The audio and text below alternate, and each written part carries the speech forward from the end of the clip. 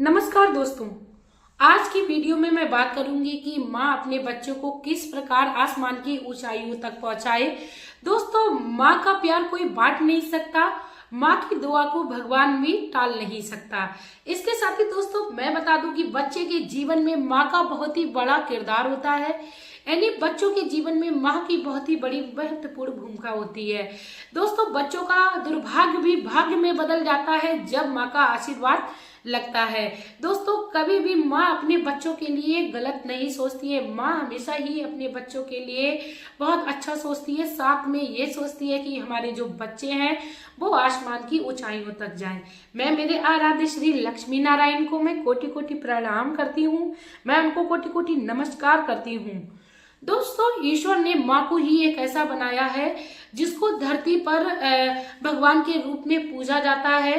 दोस्तों, वैसे तो पिता का भी बहुत ही बड़ा योगदान होता है बच्चे के जीवन में, लेकिन माँ को भगवान ने बहुत ही बड़ा किरदार दे दिया। इसीलिए माँ के हाथ में बच्चों के यदि भाग्य में कोई चीज नहीं लिखी है तो वो भी होता है कि बच्चे को आशीर्वाद देकर वो भी प्राप्त हो जाता है जो बच्चे की किस्मत में नहीं होता है।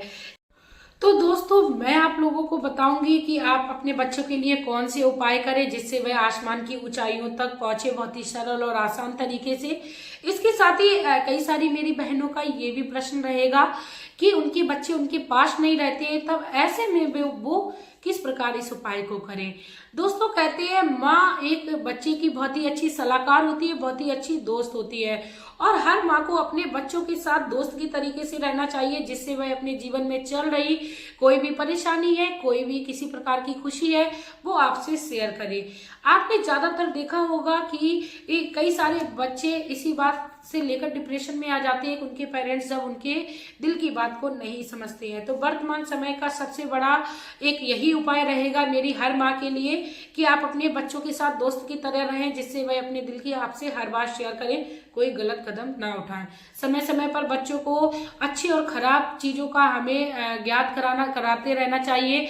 इसके साथ ही दोस्तों, हमें अपने बच्चों को हमेशा ही अच्छी चीजों को कराना चाहिए। भले ही बच्चे ना कर रहे हो तो उस समय हमें उनसे वो काम जबरदस्ती कराना चाहिए। जैसे दोस्तों, हमारे घर में कोई रिश्तेदार आता है, यदि हमारे बच्चे पैर नहीं छू रहे हैं तो हमें उनसे कहकर पैर छुलाना चाहिए। दोस्तों, पैर छूने मात्र से हमें आशीर्वाद मिलता है, और कहते हैं कि पता नहीं किसके कंठ पर कब माता लक्ष्मी या माता सरस्वती का वास होता है। तो आप अपने जीवन में चाहती हैं बच्चे आसमान की ऊंचाइयों तक पहुंचे, तो आप लोग ये भी एक अपने जीवन में कार्य को उतारिए कि बच्चों को आप अच्छी शिक्षा देने के साथ साथ अच्छे संस्कार दें। और आप भूखे को भोजन जब आप खुद से उन्हें कराना सिखाएंगी, आप जो मददगार लोग हैं जिनकी मदद करना बहुत ही जरूरी है, उनकी आप मदद करना बच्चों को सिखाएं, खुद भी करें। जब आप शुभ कर्म बच्चों के सामने करेंगी तो आपके बच्चे भी आपको अच्छा ही रिजल्ट देंगे। दोस्तों, वीडियो में आगे बढ़ने से पहले मैं रिक्वेस्ट करना चाहूंगी कि यदि प्लीज आप लोग चैनल पर नए हो तो मेरे चैनल को सब्सक्राइब कर लीजिए, वीडियो को लाइक कर दीजिए, कमेंट बॉक्स में जय माँ का प्यारा सा कमेंट कर दीजिए। कहते हैं कि माँ की दुआ कभी खाली नहीं जाती। वास्तव में बात सच है दोस्तों, माँ की दुआ कभी खाली नहीं जाती। बच्चों के द्वारा की हुई पूरे दिन पूजा की जाए उसके बावजूद भी उसे फल बहुत कम मिलता है। माँ सिर्फ 1 घंटे अपने बच्चे के लिए पूजा कर लेती है तो उसको अनंत गुना फल मिलता है। दोस्तों, पूजा माँ करती है लेकिन फल बच्चों को मिलता है। इसीलिए अपने बच्चों के उज्जवल भविष्य के लिए माँ को अच्छी सोच के साथ साथ अच्छे कर्म और उपाय समय समय पर अपने बच्चों के उज्जवल भविष्य के लिए करते रहने चाहिए। इसी के साथ दोस्तों, चलिए मैं साझा करती हूँ कि आप लोगों को पहला कौन सा उपाय है। अब बात पहले करते हैं कि यदि आपके बच्चे आपकी बात नहीं मानते, आपके बच्चे किसी गलत संगत में पड़ गए हैं, आपके बच्चे पढ़ाई में चाहते हुए भी मन नहीं लगा पाते हैं, वह बहुत पढ़ते हैं उसके बावजूद भी उनके नंबर अच्छे नहीं आते, या दोस्तों आप वह किसी भी परीक्षा में जा रहे हैं उसमें सफल नहीं हो रहे हैं तो 2-4 नंबर से हर बार रह जाते हैं, या उनके जीवन में उनका विवाह नहीं हो रहा, या उनके जीवन में उनका जो व्यापार है वो बहुत ही ज्यादा मंदा चल रहा है, किसी प्रकार की दोस्तों बच्चों से संबंधित किसी भी प्रकार की कोई भी समस्या है तो आप ऐसे में ये उपाय करें। दोस्तों, ये जो काम है वो आपको किसी भी दिन कर लेना है और आपको 11 दिन तक लगातार करना है। आपको क्या करना है दोस्तों, आपको कोई शुक्ल पक्ष या कृष्ण पक्ष की तिथि नहीं देखनी है।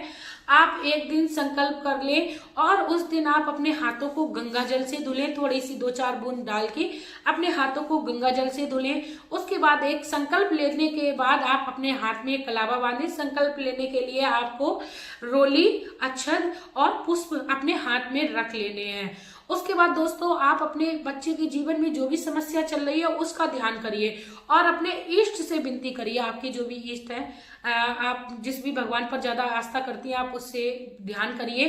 आप अपने पूजा घर में ही ये कार्य करें। दोस्तों सबसे पहले तो मैं बता दूं, पूजा घर में ही आप इस उपाय को करें, क्योंकि ये कोई टोटका नहीं है, किसी भी प्रकार की कोई क्रिया नहीं है। आप अपने बच्चे के उज्जवल भविष्य के लिए प्रभु के सामने समर्पण कर रही हैं। उसके बाद दोस्तों आप अपने संकल्प में जो भी आपने अक्षत, रोली और पुष्प लिया था उन्हें आप अपने इष्ट को समर्पण कर दीजिए। उसके बाद एक माला ले लीजिए। माला चाहे कोई सी ले लीजिए, तुलसी की या आपके पास जो भी अवेलेबल हो उस माला को आप हाथ में ले लीजिए। उसके बाद दोस्तों आपको क्या करना है कि आपको एक लोटा जल आपको कोई भी आपके पास लोटा हो, स्टील का, तांबे का, पीतल का, उसको आप भर के रख लीजिए। उसके बाद आप संकल्प लीजिए। उसके बाद दोस्तों आपको अपने प्रभु के सामने उस लोटे को रखा रहने देना है जब तक आप माला करते हो। माला दोस्तों आपको 11 बार करनी है, लेकिन 11 बार माला करने की कोई ऐसा विधान नहीं है कि आपको सुबह में ही पूरी ये माला कर लेनी है।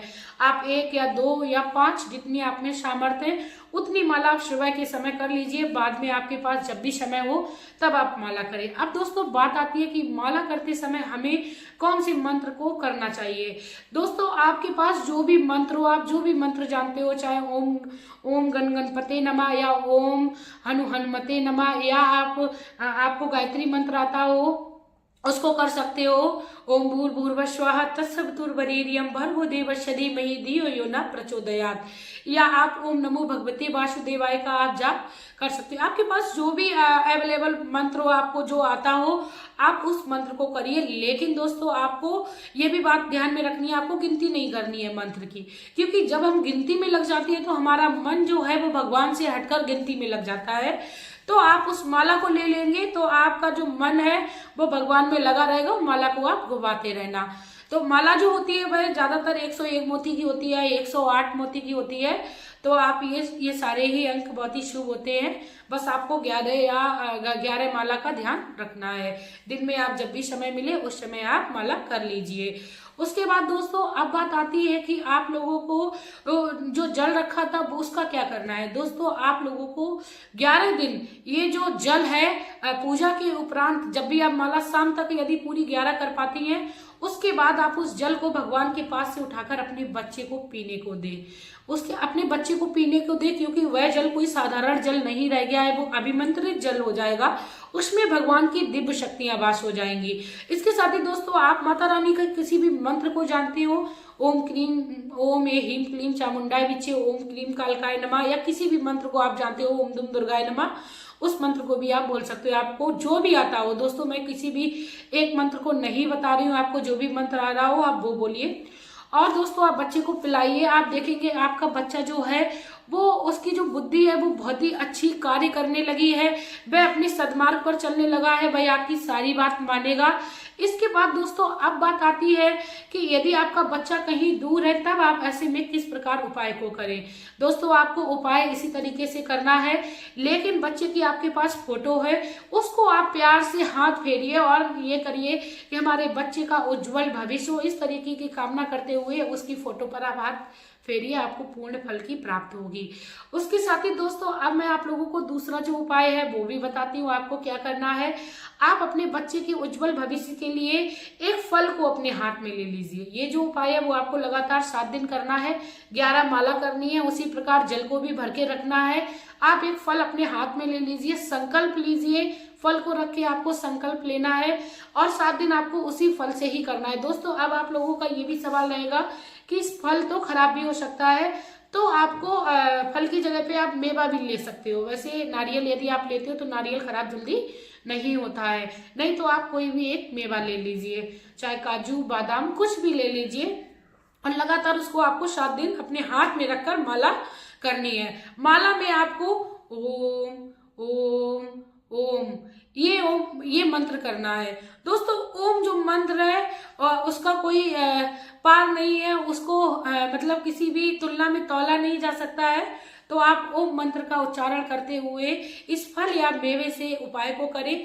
उसके बाद दोस्तों आपने जो जल भरकर रखा था उसको आप पी लीजिए, और आपने जो फल या मेवे का इस्तेमाल किया था उसको आप बच्चे को खिलाएं।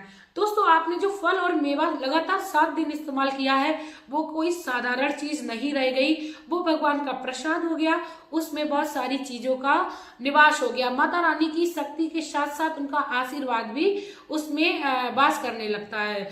तो आप अपने बच्चे को ले जाकर उसको खिलाएं।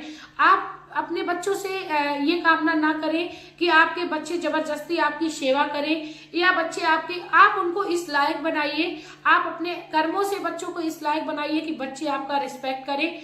माँ को उनके उज्जवल भविष्य की कामना करनी चाहिए, इसके साथ ही बच्चों को भी चाहिए अपने से बड़ों, अपने माँ बाप, अपने दादी बाबा का बच्चों को भी सम्मान करना चाहिए। यदि दोस्तों वीडियो अच्छी लगी हो तो प्लीज आप लोग मेरी वीडियो को ज्यादा से ज्यादा शेयर करें, क्योंकि आपका एक शेयर बच्चों के भविष्य को बना देगा।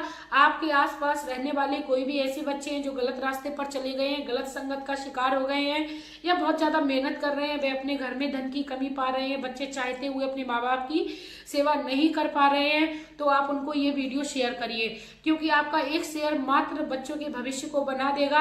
और भगवान श्री हरि कहते हैं, मैं उस व्यक्ति का साथ कभी नहीं छोड़ता हूँ जो दूसरे व्यक्ति के संग में दुख में साथ आता है। तो आपको इसी कामना के साथ वीडियो शेयर करनी है। इसी के साथ दोस्तों अब मैं वीडियो में लेना चाहूंगी विदा। आपका प्यार और कीमती समय देने के लिए धन्यवाद।